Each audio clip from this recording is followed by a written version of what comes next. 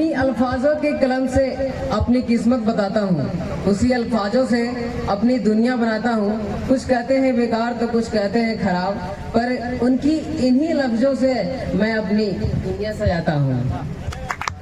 स्वागतम सुस्वागतम, जय श्री कृष्ण, जय श्री राम। आप सभी को मेरा नमस्कार। मैं हूँ आपका साथी, आपका दोस्त सौरभ कुमार। आज आप सभी लोगों के लिए बनाकर लाया हूँ कुछ बिंदियों पर अपने बनाए कुछ सार। सबसे पहले मैं यहाँ उपस्थित सभी बड़ों का सादर चरण स्पर्श करना चाहूँगा एवं सभी छोटों को सलाम। तो सबसे पहले मैं बता देना चाहता हूँ कि फ़ोन में एक चीज़ आया है जिसमें कि जैसे कि आप कॉपी में लिखते हैं, फ़ोन में भी आपका नोट से आप कुछ लिख सकते हैं एज ए डायरी जैसा यूज़ कर सकते हैं। तो उसी तरह से मैंने अपने फ़ोन में लिखा है। तो अभी कुछ बातें हुई थी जो सबसे पहले एक स्टूडेंट ने कहा था कि फ़ोन कुछ लोगों के लिए सही नहीं है अगर सही से इस्तेमाल नहीं करते हैं। तो बाकी फ़ोन काफ़ी अच्छी चीज़ है, आप अगर सही से इस्तेमाल करें तो आपको काफ़ी चीज़ों से मिल सकता है। तो सबसे पहले मैंने गुरुओं के बारे में लिखा है कि बिना गुरु तो पूरी दुनिया अंधकार में डूब जाए, ऐसा कुछ होता है। तो उनके लिए यह है कि ना होते आप तो किताबें कौन पढ़ाता, ना होते आप तो किताबें कौन पढ़ाता, ना होते आप तो जीना कौन सिखाता, ना होते आप तो जीना कौन सिखाता, ना होते आप तो मैं खुद को कैसे जान पाता, हमारे खिले चेहरे को कमल कौन बताता, यह तो करिश्मा है आप शिक्षकों का, वरना पत्थर को ताजमहल कौन बनाता, ईंट से बने संग्रह को लाल किला कौन बताता।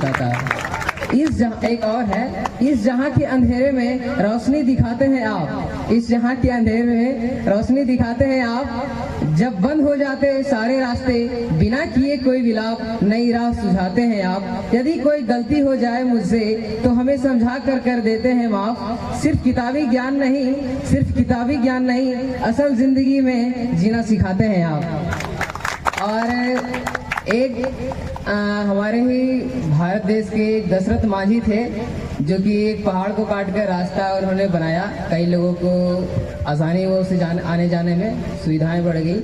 और एक यहाँ पर आए थे एक और दशरथ महतो कवि जी आए थे, उन्होंने प्रकृति के बारे में काफ़ी अच्छा कुछ कहा, तो मैंने भी लिखा है। तो मैं आकर मुझे लगा कि मेरे को बोलना चाहिए, तो मैंने बैठे बैठे फ़ोन में लिख रहा था, शायद आपने ध्यान दिया होगा।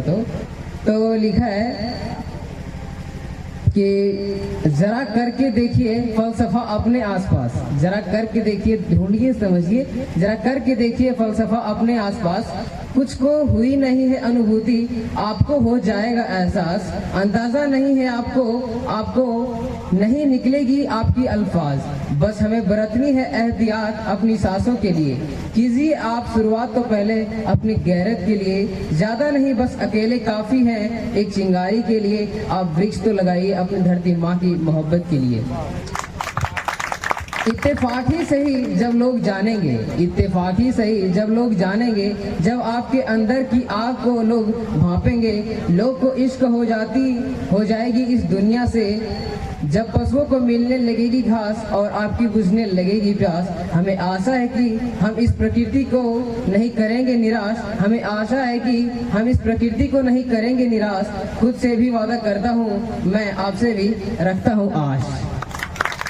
अब कुछ मैं अपने पुराने दिनों में जैसा था और कैसे दिनों को बिताया है और किस तरह से मैंने लोगों के साथ अपना टाइम बिताया है, तो उस अपने बारे में कुछ लिखा है। तो मैं आप लोगों को बताना चाहूँगा कि काट रहा था ज़िंदगी मस्ती वाली। शुरू में इस तरह से ही होता है, बच्चा लोग को ज़्यादा समझ बूझ नहीं रहता है तो अपने हिसाब से ज़िंदगी जीता है, और फिर बीच में होता है क्या कि वो जिंदगी जिस तरह से होती है उस तरह से खुद को बनाता है और फिर से अपने हिसाब से जीता है।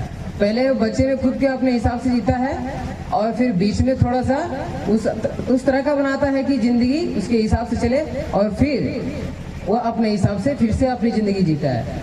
तो मैंने लिखा है कि काट रहा था जिंदगी मस्ती वाली, पता चला ये जिंदगी तो है नोट जाली, फिर कुछ दोस्तों ने कहा कि दोस्त छोड़ दो अपनी शराफतें, अब बचा कुछ नहीं बस बचा है कलयुग, अब बचा कुछ नहीं बस बचा है कलयुग, छोड़ दो तुम अच्छे बनने की आदतें, अब अच्छा लगता है दोस्तों तो छोड़ दी मैंने झूठी जिंदगी, अब अच्छा लगता है क्योंकि इश्क हो गया है मुझे मुझसे, किसी और का इंतजार नहीं, हम यूं ही अच्छे हैं, दिखाने की मुझे आजार नहीं।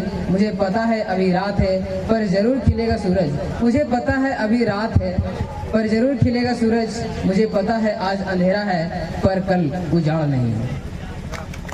तो और भी कई सारे कवियों ने यहाँ पे अपने अपने शब्द रखे हैं, और आज तो पॉलिटिकल पॉइंट पे काफ़ी ज़्यादा प्रहार किया गया है ना मुखिया जी।